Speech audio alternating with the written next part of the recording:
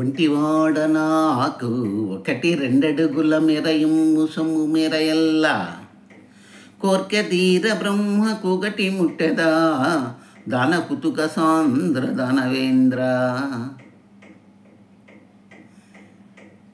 బాలుడైనటువంటి ఒడుగైనటువంటి వామన వేషధారి అయినటువంటి శ్రీ మహావిష్ణువు బలిచక్రవర్తి అడిగినటువంటి చిన్న కోరిక అందింది. అదే చెప్తున్నాను ఇక్కడ. ఏమని?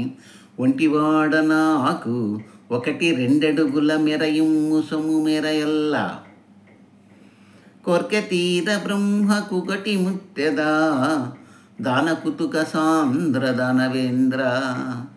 దానము ఇవ్వాలి అనేటటువంటి కోరికతో ఉన్నటువంటి ఓ రాక్షస రాజా బలిచక్రవర్తి, నేను ఒంటరి వాడను,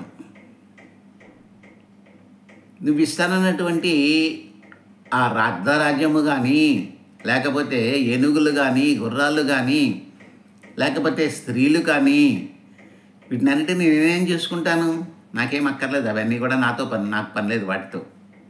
కాబట్టి ఒంటివాడ నాకు ఒకటి రెండడుగుల మెరయుమ్ము సొమ్ము మెరయల్లా, 1, 2 మొత్తం 3 అడుగుల నేలనివ్వయ్యా చాలు నాకు.